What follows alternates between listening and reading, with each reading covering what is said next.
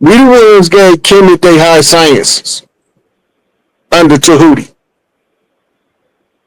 who came from over here, right? So we looking at the world from a Eurocentric perspective, and as long as we see the world from the perspective that was given to Europeans, they didn't even teach themselves. Let that sink in. The European perspective is not even an original perspective from Europe. The Greek priest was taught by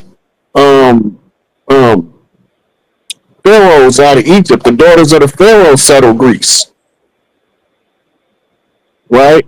Then Rome was settled by Akkadians and Assyrians out of the Middle East, what they call it today, right? So they gave them Latin, and the Egyptians gave them Greek, Mm-hmm. right? And that became the scholarly languages of Europe. Russian is a spinoff of Greek, and Spanish, French, Portuguese are spinoffs from Latin, right? So when we get back to the origin of everything, America wasn't considered when they was coming up with the doctrine. American anthropology and archaeology only 200 years old. Wait, what doctrine are you talking about? America wasn't considered when they came up with what doctrine are you talking about? Archaeology and anthropology. Oh, okay. The science, Right. like the sciences. Okay. Yeah. Okay. Right. So they didn't even start, they haven't even been studying us longer than 200 years. We do not fit in the paradigm of out of Africa that's built on the teachings of who they call Socrates, the father of history, or is it Hippocrates? Socrates. Socrates, yeah, the father of philosophy, quote unquote. Mm-hmm. Father of history. I don't know why everything. The father of history, they call it. It's one of them Greek philosophers that they credit with being the father of history, right? And that's how long they've been developing the philosophy and theory of the out of Africa theory. America wasn't in the equation because before 1492, they didn't believe anything was across the ocean, and if you go that way, you're going to fall off. Right? So when we're looking at the out of Africa theory, that don't account for all of them Egyptian style pyramids and temples in the Grand Canyon that's thousands of years older than Egypt. They're the ones in Peru, right? The Nazca lines. All that stuff older than almost all of the ancient artifacts everywhere else on the planet. Right? We got the in Teotihuacan, we got the damn breeding laboratory where the genetic engineering was taking place to develop the avatar to be self-replicating. Right? So you don't have to keep jumping avatars every time one break down. You would just go out of that one and birth into another one as long as you keep a continuous line of descent. Right? The 7 faces. That's the 7 archetype or the facial structure of all of the species of humans on the planet. Mm-hmm. They all in there, from the Australian Aboriginal to the Africans to the Hindus to the Chinese to the Americans. All 7 faces, and they in stone, and it's older than your Egyptian pyramid complex. Right? We talking Mount Titicaca, ancient developments of agriculture that's older than your Sumerian agriculture in the Middle East. We don't want to talk about that because now it spoils the out of Africa theory. So they start trying to scramble dates and everything, but we have calendars that they can't dispute, like the Aztec calendar. Right? But they don't know that one wheel is not just that one place. They got a Mayan wheel that's in a different place. Right? They got a Tunica wheel in a different place. They got all these mounds are time machines. They telling you time like a clock. Mm-hmm. Right? And they telling you where we was at what time frame, and how long we stayed there. All this stuff is recorded in the modern archaeological record, but they don't want to accept the dating that they coming up with. Whether it's their uranium dating, their carbon-14 dating, their plutonium-220, 221 dating, whatever they use, they keep getting frustrated because they're trying to hold on to the Out of Africa narrative. And that everyone comes from the Lucy, right? Who looks like a freaking hybrid monkey or gorilla. No, Lucy wasn't even a human. But Lucy was a prehistoric hominid. A prehistoric bipedal hominid that date back 3.5 years ago, found in the Old Devoir Guard. Her species is called proconsul. She before Neanderthals. The only thing Lucy had related to anything in modern times is the DNA matrix called mitochondria. That's it. Every functional DNA helix on the planet got mitochondria. Lucy was the original Frankenstein. They actually put parts together all over the place and then called her Lucy. He was. So they had that recorded how they was mixing bones, giving false archaeological background to bones of half baboon, half human bone glued together. All of that stuff has been proven. A lot of those artifacts proven to be fake. Okay. Created, manufactured. That's what I'm saying. The story, though, listen to tell you, the story didn't change. When they discovered the artifact was fake, they said the artifact is fake, but our story of evolution is still the same. See, the problem is with us is we fall for anything. And the main reason why that we patronize so many different other people than us is because we done hyped it up so much that we're so-called African that we was actually trying to become it, hyping ourselves up by going in these shops and eating, trying to eat the food. The food, woo! I can't do it. I cannot eat their food. But even with that Lucy thing, right? Because I remember when I first learned about that, because if it's written in a book, y'all, if it's written in a book, then it must be true. You know what I mean? So I remember learning about Lucy, and I was I'm sitting in my college classroom, right? Like literally, maybe it's me and somebody else of the only melanated hue, but I'm sitting in this classroom, and they're talking about Lucy and the origins of humanity and da-da-da. And I'm looking, I'm saying to myself, like Harlem comes on real tough. I'm like, hey, son, you mean to tell me that it took British anthropologists to come into Africa, like peep game, y'all. It took a European to come into Africa to discover, right? This what did you call her? Frankenstein of a woman named Lucy. Absolutely. To myself, you mean to tell me that these Okay, let's go back over the story of how they discovered the bones. First of all, the Leakeys didn't discover it. I'm sorry, y'all. It was the Kenyan helpers that was with them that they told what they was looking for, and they went back and brought the bones to Lucy to them. So I was saying to myself, one thing that came to my mind, Rod, I'll never forget this. Freedom, 1 second. One thing that came to my mind, Rod, was I was saying to myself, wait a minute, wouldn't an African, somebody who's native, somebody who has lived there, wouldn't they have discovered these fossils or this human being if there was one?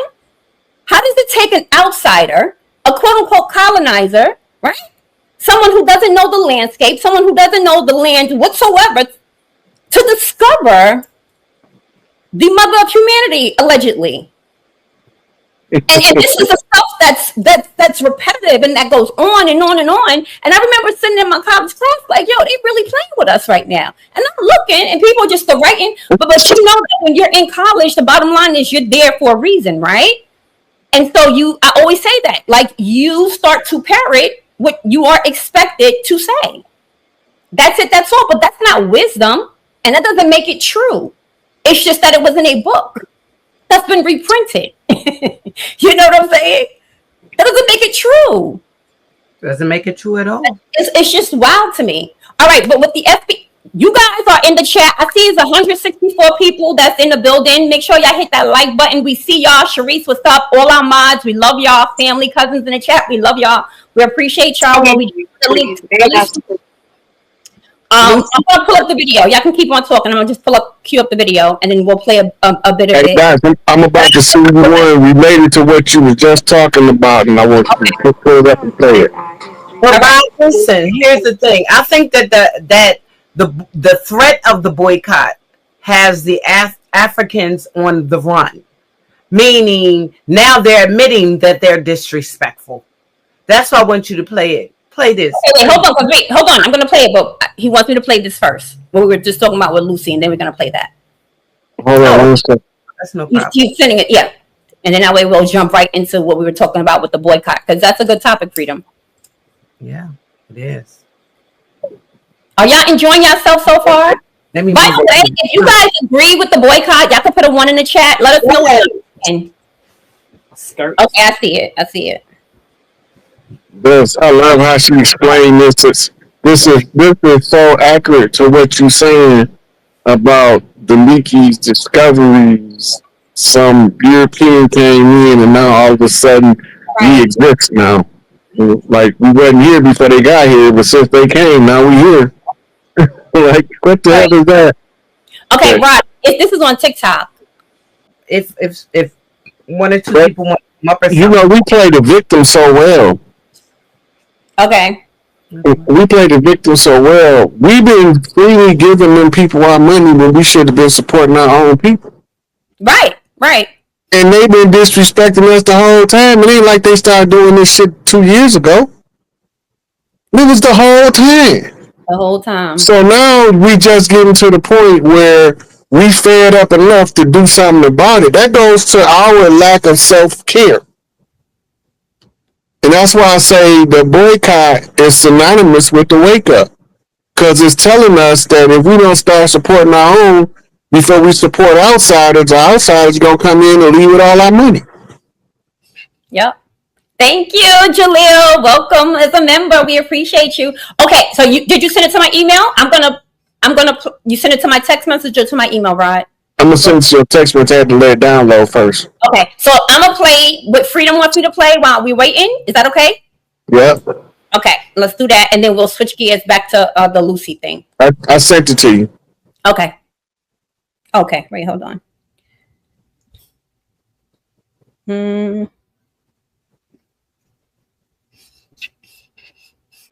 Rod, so what you think? Do you agree, Rod? I want to know. Listen, I told y'all, the boycott is a sign of the awakening of the self. Look, before we start doing the African braiding stuff, we was having our sisters braid our hair. We ain't need to. Okay, wait, can we just be honest though? Look, all right, look, hands to God, because you know, your girl don't follow no crowd anyway, right? Like, I'm gonna keep it all the way real. Your girl goes to a Senegalese hair braider to get my hair braided. If I'm going to, no, I want to be honest. Am I really, like, okay, I'm gonna be honest, y'all. How they treat you when you go? Huh? How does she treat you when you go? I've had her for about 10 years now. She's from Senegal. Okay, so that obviously she had enough respect for you. Listen, obviously she got enough respect for you not to be disrespectful to you, at least in your presence. Your presence, yeah. Yeah. Right now. But the whole thing is, we got to look at what leads to a boycott. A boycott is patching the leak in the tire.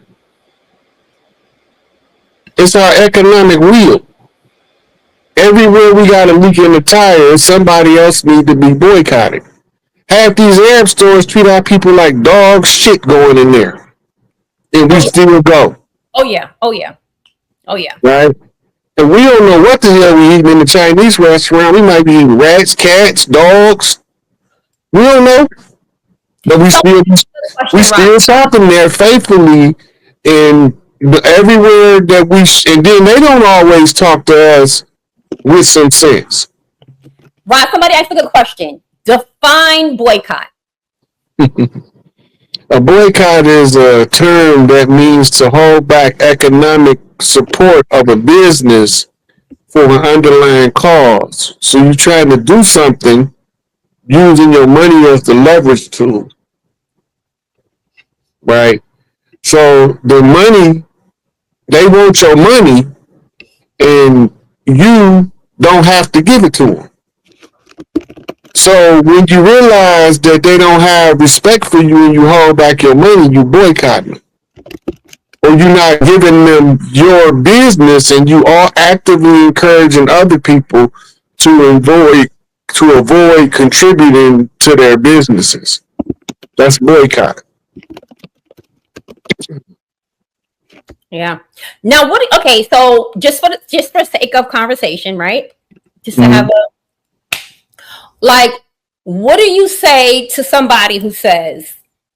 Because I have heard this in terms of like Black Americans saying boycott Africans. Like that's what we're doing now. Why are we boycotting Africans? They're marginalized too, right? They're not the quote unquote oppressor. They're not the ones that have the power. I'm just giving feedback, y'all. Okay, I'm playing devil's advocate. But yeah, what do you say to that? Freedom or Rob? What do you say to that? Like, why would you? My natural response is if they say fuck me, fuck them harder. That's what I'm saying. I don't care where they from. Mm-hmm. They can be from down the street, or they can be from Japan, Africa, Australia. Don't matter. I got the same amount of regard for you that you have for me, with equal vigor and force. And if it's negative, multiplied by 10, and then you just get warmed up to my sentiment. I don't have no sympathy for nobody that don't have no respect for me. No, I don't care what. Hey, but with that said, we only doing the one or two right now. Is that my baby girl? Stand up! Don't stop screaming. Stand up! Hey, look, these glasses ain't working worth for nothing right now. Oh, but you know what though, Rod? This is another thing that they say that bothers me the most when they say we don't have no culture. Everybody culture around the world came from here. You know they talking about we don't got no culture, and they all using our culture. I just sent Dots a video on an African putting us down, saying we don't have no culture. What makes you think we don't have no culture? Well, depending on what they mean by culture. They say that we don't have our own language. What's Ebonics? That's not enough to define culture. Language in and of itself does not define the totality of a culture. Culture is tied to a social and spiritual connection of a people to source that allow them to express themselves in a way that influences others. We've been the prevailing culture at bare minimum since ragtime. What is when Scott Joplin came? Listen, the music is part of the culture of the people. It's the language of the souls of the people that's speaking it. Right? When they came with their orchestra, then Scott Joplin heard that and he was like, "Nah, I understand y'all music, but it don't feel right for my soul. So here, let me show you how I feel it." And he gave us ragtime, the first beginning of the entire music industry in the world, coming from one black man piano sheet music, one organic original American sheet music. And then they tried to demonize it and villainize it and tell people don't be listening to that ragtime because it was demon possessed. We forget about that. But still, in every speakeasy across the land, they was playing the sheet music of Scott Joplin, buying it for a penny a page. That was the birth of the record industry. Along that same time, you had us that was building moving motion pictures based off the concept of the camera that was created over here. This is culture. That's scientific culture. Right? They talk about Henry Ford and the Model T as the revolutionizer of the auto industry, but he stole it from a brother who was doing the manufacturing first. Right? So we talking about every genre of music. We talking about all fields of science. We don't got no culture. The world can't move and we don't got no culture because our culture feeds the world its spiritual development and its scientific elevation. That's what I say if they say we don't got no culture. Y'all culture came from over here. I don't care where you at. You even see hip hop going into Hinduism now, where they doing the Hindu dances to the hip hop music. We got whole blues sings in Japan and Korea where they still playing BB King and trying to sound like Bobby Blue Bland. That's still going on. That came from the Mississippi Delta. Right? Your pop music, your rock music, it all came from old Mississippian music. Your country music. What you mean we ain't got no culture? When we don't got no culture, ain't nobody gonna have none. Basketball came from over here. They can tell you some old Jewish what's that Boys Club of America coach took a soccer ball and made basketball if you want to, but you will see it in them old Mayan depictions. We love ball games, always have, because it was a source of stress relief in the times of peace. I don't care if it's baseball, we invented that. Baseball gave birth to cricket. Most people don't know what that is. This is a game similar to baseball. Right? Football gave birth to something called rugby, which gave birth to something else called soccer. So it all come from over here. Now they're taking all our stuff, exporting it around the world, trying to claim it for themselves if we ain't got no culture. And you see it when you go visit. Let's talk about it. Sorry, I know we have Cinnamon up here and we have 2 Grand that joined us. Welcome, you guys. 2 Grand, I know you came up first. Would you like to jump in and, Absolutely. Can y'all hear me? We can. Welcome to the show. Thank you, ladies. Thank you for another fire show. Thank you for having me. I've been here before. Shout out to Rod. Always dropping gems. Last time I spoke to y'all, this conversation definitely hits close to home. Last time I I was on the panel before. So last time I was here, I was actually in Africa. I have land. I am married to an African, but I am a Haitian man. So culturally, where I am from, my bloodline, which is, I know this is what it's all about. It's about our DNA. Where I am born, I'm born in Canada. That doesn't matter to me. I'm not, I'm Canadian on paper, but I'm Haitian first. But I married a Kenyan woman, so I was able as well to see that side that we're all talking about right now. We're walking a thin line. We got to be careful because we still are all one people. And as a man that I have land there, I have a home there, my kids are there right now. I'm in Florida, but my kids are over there right now. So with that being said, I have the perspective of being able to have experienced both these worlds. And again, what I was saying is we're walking on a line where, I don't want us to divide, because we all know that's their end goal. These people are our brothers and sisters at the end of the day. When you go back and do the proper research, Rod could correct me if I'm wrong, or ladies too. When you go back to the Sumerian text, these people are still connected to Inki. You know what I mean? Like, and we all, those who know, if you know, you know, right?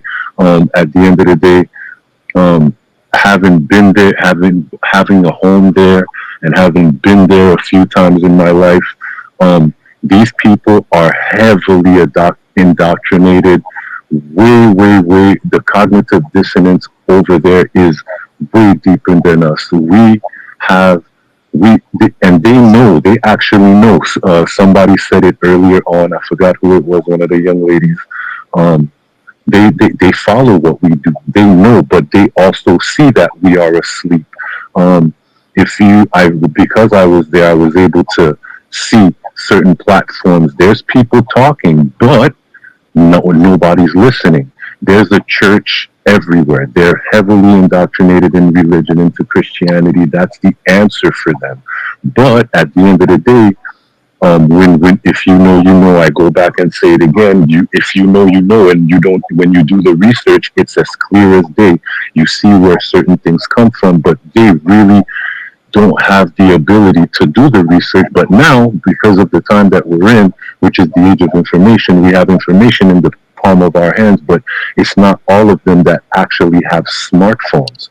Some people are still walking around with analog phones. So at the end of the day, we have to kind of be careful. I really don't want this. It's a great conversation, but I don't want it to cause division because. Let's look at it like this. Right. Okay, the education part. Some of the greatest minds that gave us history. Do you know who Sheikh NEGPIFOR is?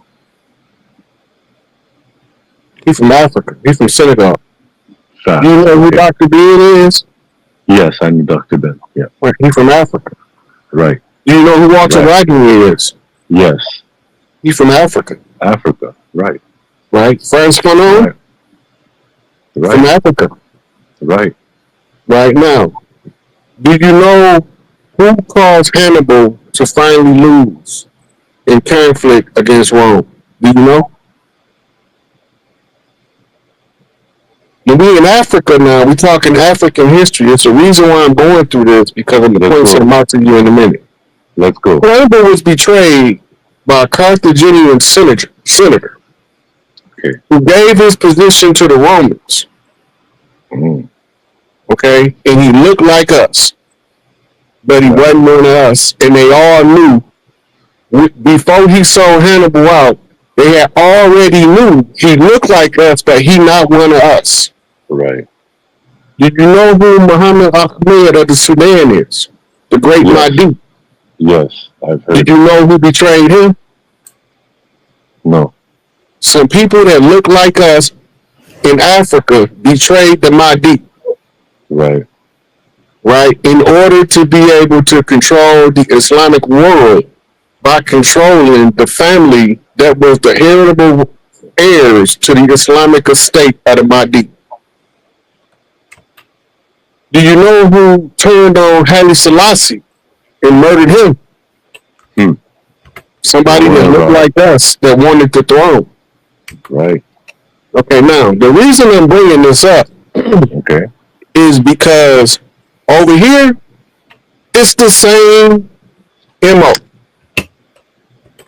We're not talking about division among the common African people that ain't gonna never come to America because they feel like we feel. Because the ones of us that feel like that, we ain't got no intention of going to Africa.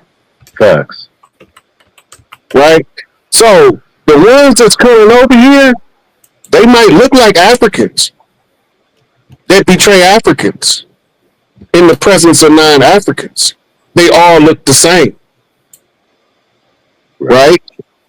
When you get over here, every one of our great organizations that rose up for our liberation, we was infiltrated by somebody that looked like us. Garvey was took down by a so-called Negro. Noble Drew Ali was betrayed by muftis.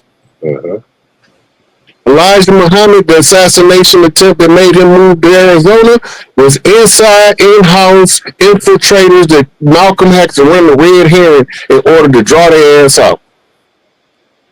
Because he couldn't make sure who they all was. And Wallace was supposed to do it, but he lost faith, as they say in the Christian world, in his father. He didn't believe what he was doing was a worthy enough work for him to sacrifice his life for, because he had been converted into Orthodox Islam. All this is relevant because when we talking about the dispute on the American soil of the African that came here, they might look like us, but the motherfuckers might not be us. We are becoming self-aware, and this is going to automatically catapult us into standing up for ourselves in the form of boycotts and resistance to those who disagree with us, asserting our jurisdictional supremacy on our own homeland. We don't have a problem with Africans like Ibrahim Traore. He ain't trying to come over here and tell us what we need to do for us. Right. He over there doing what he need to do for his people. For his people. Right. Right. And all of those ones that's joining on to the call are more interested in serving their people than having their people serving a foreign entity called a colonizer. Right, there you go. That's what it is, and that's what it comes down to right there. That part, right? So at the end of the day, that you hit it right on the head, Rod. Again, thank you so much, ladies, for allowing me to throw down with the chief and with you guys. I'll let the other. I know there's another few people on the call, but thank you. Thank you too, Gran. It's always a pleasure. Thank you for coming up. You could drop down if you're done. Okay. Thank you. You're welcome. Hey, baby. Peace. How are you? Some moon. Peace. I don't know where Sister Freedom went, but I just want to say peace to you, peace to Dot, peace, big bro. What's going on? Oh my goodness, so much has been going on. But I have been getting this message, and it's a message I feel like I have to share with everyone. We all must remember who we are and what we came here to do. And when it comes to like religions and all this stuff and all these different, as people call them, your cultures or whatever, I believe there's a little piece of truth in all of it. And it's important that we get in there. I think we need to study all of it because each of them took our truth and left us dumb. So for me, I went and got the I can't even talk about the Bhagavad Gita. Yes. I don't know why I couldn't even say it. And of course, I got a Quran, I got the Bible. I went and got the Egyptian Book of the Dead. And it's like, for me, I got to go and collect everything because I know that our truth, our knowledge was taken from us. And then they told us we're wicked, you're going to go to hell, all this other stuff if we practice our own ways. So I think it's very important that we go and get our knowledge back and get back to being who we are, who we were put here to be, and do what we came here to do. Because we don't forget. It's sad. And personally, you know what, Cindy, I don't think we forgot. I'm sorry, Rod, I didn't mean to cut across you. I think that how we are is how we were supposed to be. We have our own culture. We have our own things about us over here. But what I'm saying is, like, when you walk down the street, you see a lot of sisters with blonde hair, and they ain't being who they supposed to be. And so that's what I'm talking about. Okay. We have taken on, there's a poison. I disagree that is the part of us not being who we were supposed to be for one reason. Okay, what's that? The women in our culture have been used and died longer than some people been on the planet. And it was part of the primping and beautification programs that different women had in different tribes. Okay. Yeah. And so when you see them dyeing their hair blonde, that's an ancient culture in modern times. It don't got nothing to do with Europeans when they was doing it before Europeans was even here. That's true. But now when they do it, what is their mindset when they're doing it? I'm really thinking about like the intention and the mindset. Why are they doing it now? I think it's just another form of beauty, just how women do, how we primp and like to do different things, You ever see two women walk into a club or a party with the same dress on and how they look at each other? It's just no different. My dress. Oh, I gotta go home and change. That ain't never happened to me. I'm just saying. That ain't never happened to me. I ain't had it happen to me either. It's rooted somewhere though, and it comes from each one with divine feminine. One express their femininity different than their sister. Right. Exactly. Right. If two of y'all are too much alike, it means that you're not being enough of yourself to separate you from her. Yeah. Right. So you try to do all of these beautification techniques, right? And then you have the other women that's the ones that follow these women. Which women? So they look at the women and say, "Oh, her hair is so pretty and blonde. I wonder how man would look in blonde." Mm-hmm. Right? So you got the trend setter and the ones who follow the trend. It's also showing you the feminine hierarchy. The woman that can influence the most women is the highest ranked woman. Exactly. And her influence can come in different forms. When you use the body as a canvas for art, the highest form of spiritual expression is art. Yeah. Not no book, not no Quran, not no Bible, but what they put on that canvas, what they write in them songs, that's the highest form of spiritual expression of the art.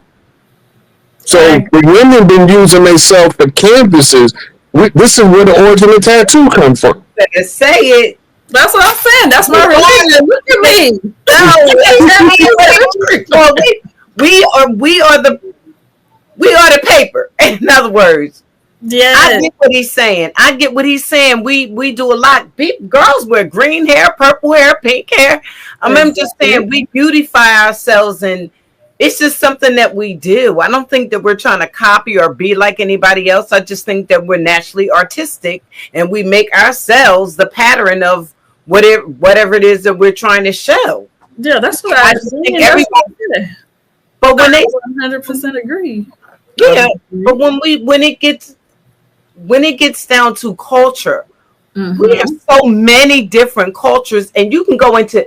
When I hear Dots talk, right? Yeah, that is a New York culture.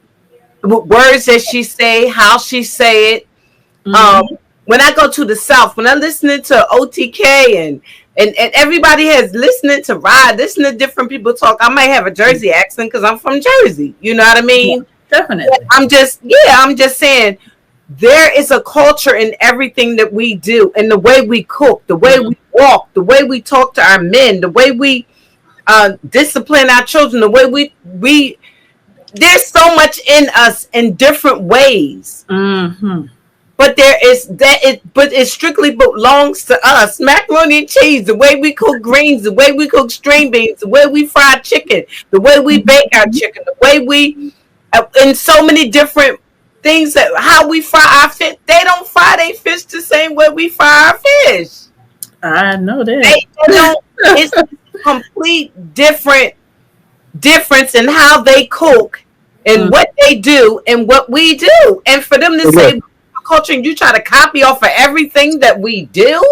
Yeah, everybody's trying to copy us. Everybody. If you go to LA and you ask for a bodega, they don't know you're not from there. Right. The bodega, what is he talking about? Right. But if you out east, right down the street, make a left at the corner and be right there. Can't miss it. Exactly. I comprehend. I do. I ain't never heard of you cooking no rice pudding. You know what I'm saying? How dare you say we don't have no culture? But that's called lack of education for real. When people be saying stuff like that, they be wearing something that's a design from America, talking about we ain't got no culture. Yes, we do. We do have a culture. Man, when you trace back all of the cultures that spread out across the land, they gonna all trace back to Mississippi Delta going into the New Orleans area, because that's how we grew across the land. Right? The Big Easy, where we used to all go get trained and temperament tested, so they'll know where to send us. Because you can't send a New Yorker to Cali without him being schooled to the Cali culture, or he gonna run into calamity. So everybody used to go to the Big Easy to get trained so they can go to other parts of the land without being disrespectful to the local tribes. But now it's all been swept under the rug, erased out of the history books, and act like we ain't still doing the same thing. Now you got multiple metropolises to get trained. You come from the smaller cities, you go to the big city to try your merit out with the tribes there to see if you can fit in. It's a cultural phenomenon that stretch across the land. Why you think when you be born in a certain place, you got to urge, you got to go try a new place? is you got to go experience another part of the culture that might be calling you through your genetics. Exactly. My problem is that the rest of the world knows our power, but most of us don't know how powerful we are. Like in Japan, they're paying black men $70,000 to come over and make babies with Japanese. They love black people. Come on, sis. You know they all love black men, just like everybody loves black people. Yeah, that's what I'm saying. Everybody knows who we are. Yeah. All of us don't know our own power, and that's really what gets me. That's what gets me the most. And you know what, to Rod's point, Rod, to that last point you just made, and sometimes getting a traveling bug, right? That request to travel abroad, you do that, and it makes you even more thankful and grateful. It reminds you, right? Very naturally, it reminds you like, oh wait, no, this is not where I'm supposed to be. My home is there, and I need to appreciate it. I know that has been my experience, and I have traveled a lot. I love traveling, and I don't care where I've been, whether it's in Africa, you name it. It's like, no, this is not home for me. I know where home is. Like, it's a different feeling that you get. You get what I'm saying? Yeah. I mean, the first time I remember going to Mississippi, we went for my great-grandmother's funeral. This was like 1974. I had never been to Mississippi before. Mm-hmm. But when I got there, I feel like I've been there the whole time, chasing chickens, playing with the cows, trying to ride the horses. I'm 5 years old. I shouldn't know nothing about no country living. Exactly. Yeah. And my father told me, look at that boy. He still think he a country boy. That's deep. Right? But when you get to the area, like, we go back again, like, 10 years later, and when I go down there then, I'm a teenager. It's 103 degrees Mississippi heat. Yes. Ain't nobody outside but me playing basketball. I'm the only idiot out here in 103 degree heat playing basketball by myself. Oh my goodness. That's funny. Don't nobody else come out to dust dark. Wow. Yeah. Mm-hmm. I was just enjoying the Mississippi sun. I didn't know no better. I didn't even realize how hot it really was until like a year later or so. Because it had turned my hair copper. I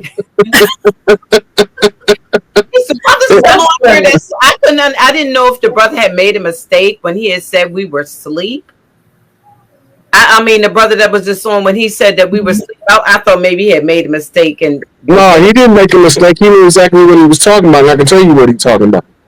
And they over there, you ask them, are you Christian or are you Muslim? Most of them say they're Christian. I don't, it's just a lot of stuff that Africans, you're trying to speak English, just like everything that you're saying that we don't have no culture about, you're trying to be and you're trying to do. I just don't get it. Exactly. But see, that's again, remember, them the Africans that don't want to be in Africa.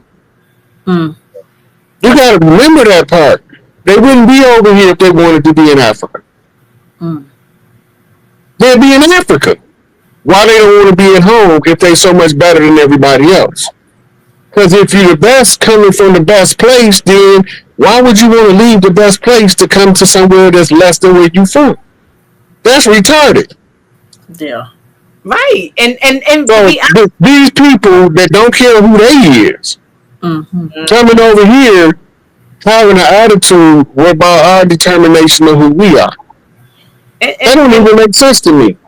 No. The thing is, we have tried to welcome them. We tried to bring the unity. It's the so-called Black Americans, and I'm going to use that word Black, even though I know a lot of people don't. But that word Black culture, Black has culture in it. It's just so we take Ebonics.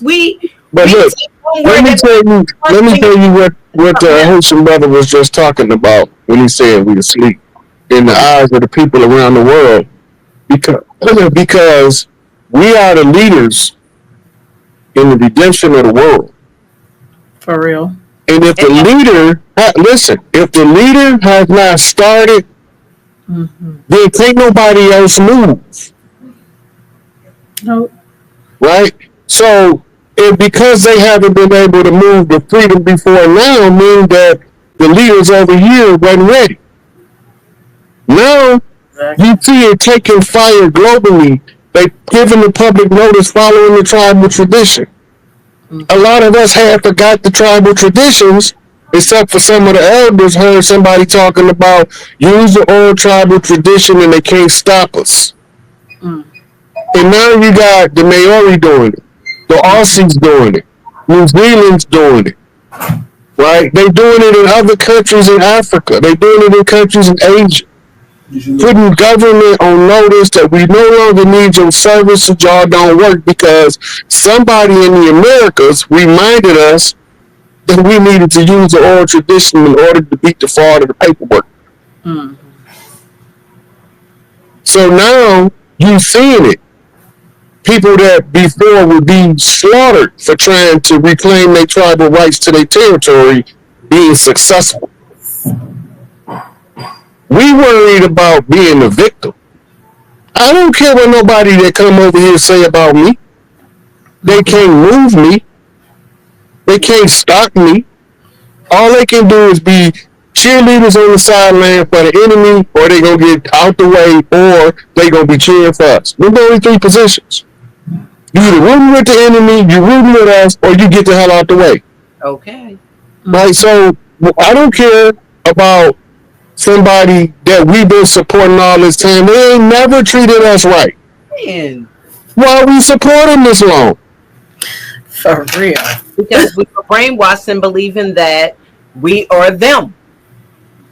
And I always say that's what hyped them up. That's what make them think that they all that is because we help the enemy make them think that they better than us. Because we so-called never experienced Africa and we so-called are some Look, type you ain't got to experience Africa if you experience Mississippi. facts. Yeah. Mississippi, go to Louisiana, go to Texas. You got all of the African terrain in them three states. For real. I'm in Texas. If you don't want to be African, you don't have to be African. We're not. Mm. We're not African. Facts. You just said African is a culture. We're not African. I'm going to say it. I'm not African. I don't know your culture. I've never been to Africa. I can only be African if I've been to Africa, lived there, you know, all of that. It's not there. It's not that. No. And you They'll tell you that themselves. They'll tell you that we're not them. I mean, you know, I grew up in New York City, right? It's very right. But they were very clear that they're not us and we're not them. I'm 100% African. That's fine. Yeah. Why shouldn't you want to embrace, even if you thought that we were a part of you? Yeah. Why wouldn't you want to come over here and embrace and not put us down? I mean, there's so much that we could say negative about Africa. Exactly. There's so much we can say negative about every